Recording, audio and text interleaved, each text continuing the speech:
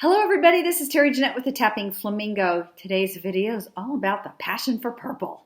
Each month, Metal Scrappin' Chick hosts a collaboration challenge called Passion for Purple because she has a passion for purple.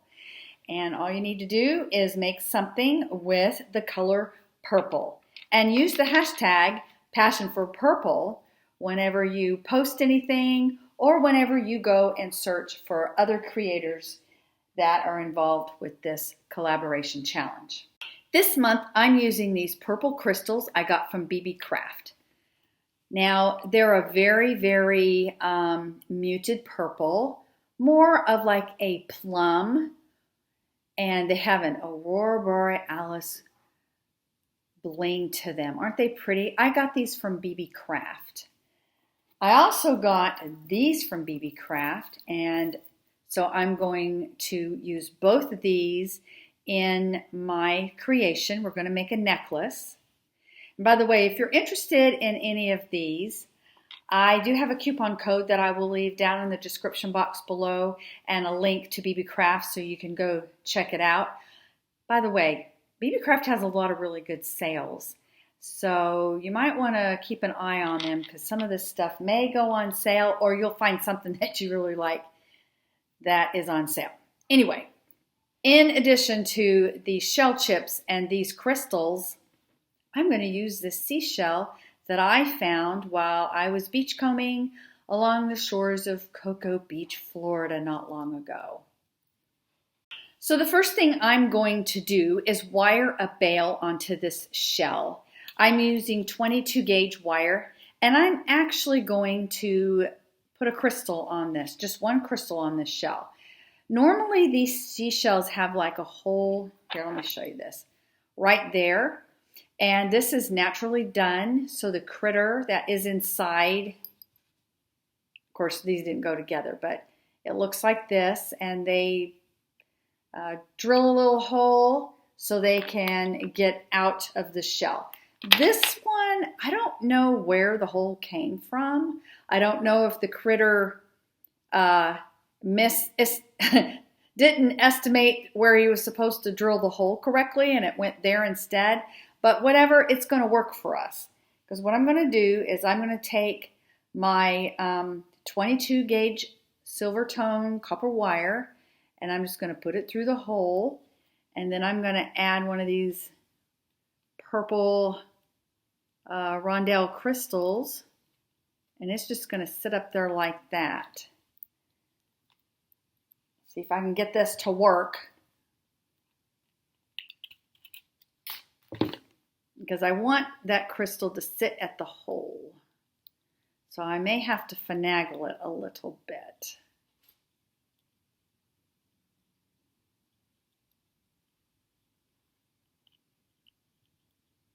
I was able to get it to set on there pretty close to the hole, but I don't think you're going to be seeing it unless you were looking at it this way. You're going to be looking on it dead center. So I just twisted the two pieces of wire to make one, and I did a little twist just with my flat nose pliers to kind of tighten up the wire a little bit. I did that very carefully because I didn't want to crack my glass crystal there. And now I'm going to make a circle, a loop, and wrap it around.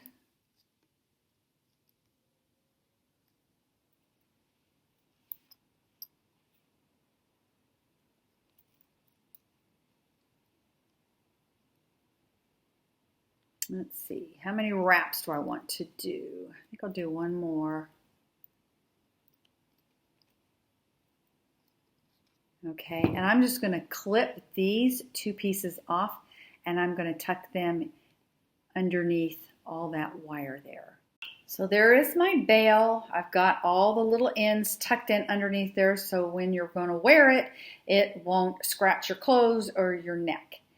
Now the next thing I'm going to do is just kind of lay out my design here. I'm thinking, I haven't counted these out, but I'm thinking I'm going to probably do 10 to 15, depending on how long it is, on each side, and then I'll do 3 to 5 of the purple crystals, and then we'll do some more shell chips. And I don't know how far along I'll go. I will probably finish this out with some chain. Let me go ahead and get this all figured out and strung up, and I'll be back to show you the next step. I have it all strung up now, so I need to finish the edges, but I want to show you what I did. I went ahead and added another little crystal there. I like the way this is turning out. In fact, it reminds me, one of my sons, who was born in February, he and his wife both have February birthdays. She's just like 10 days older than him. So this kind of reminds me of them. I wonder if she would like it. I know a lot of you out there like purple. Well, let me finish this off, and let's add some chain to it. So I used these little clamshell bead tips, or sometimes people call them crimp bead covers, to just tie 2 knots in there. And I've got it all ready. Now I've got to figure out if I want to use chain or some other cording back here.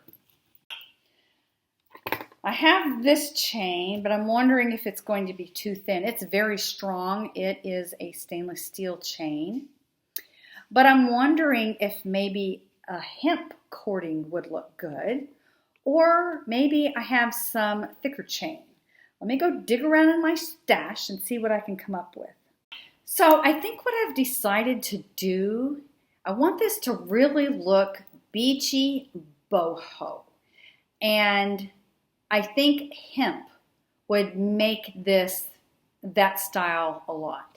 And I remembered a necklace I did years ago, and I was trying to figure out how I did it. So I went back and I got it.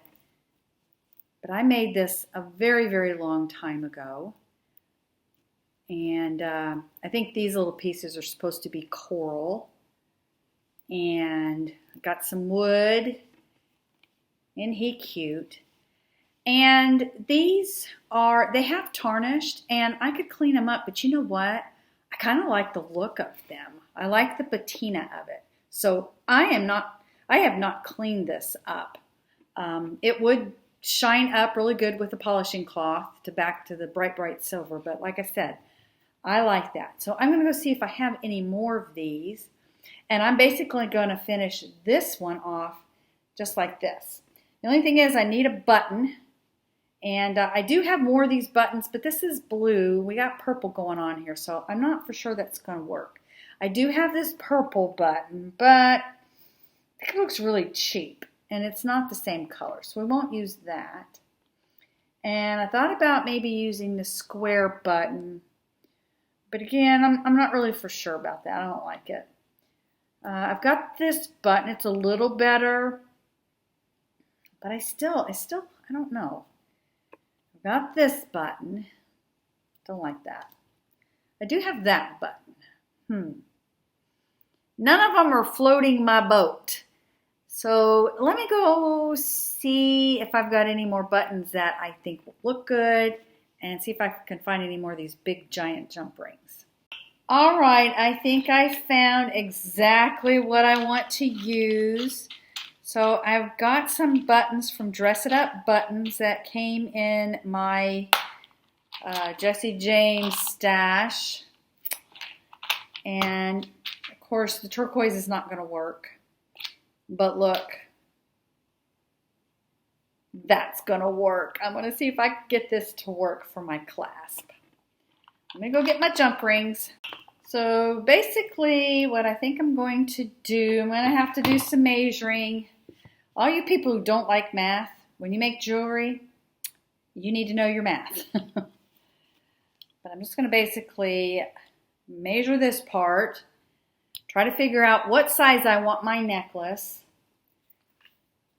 and measure accordingly with my hemp. One thing too, I forgot, I need to take into consideration my jump rings. So once I determined how much I needed here, I went ahead and just looped it through there. And then I tied a knot. And now I'm going to hang it on the hook and close the hook up. Let me show you how I did that. I just put it through the jump ring and just loop it through there like that. Now when I hang this, I need to make sure I'm going to hang it because you have this side and you have this side. So I need to make sure they match. You don't want one side and one the other side. That would look funny. When you're designing jewelry, you have to take a lot of that type of stuff into consideration. All right, so what I did here is once I cut my hemp, I tied an overhand knot, and then I just looped 2 ends through the button and just tied a knot. And I'm going to actually fray these. I'm going to unravel them and just take something sharp and just fray them out to kind of give it that boho look.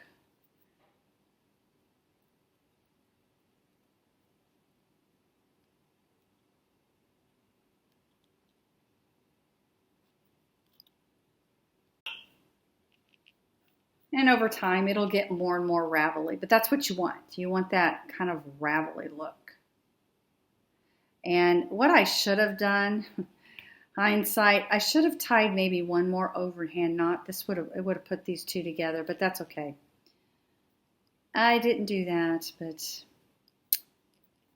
it'll be fine. All right, so once I have that like that, I'm going to have to tie some knots here, and I want to make sure that the button can go through these little loops here. The first thing I want to do is just come to the top here and just do an overhand knot.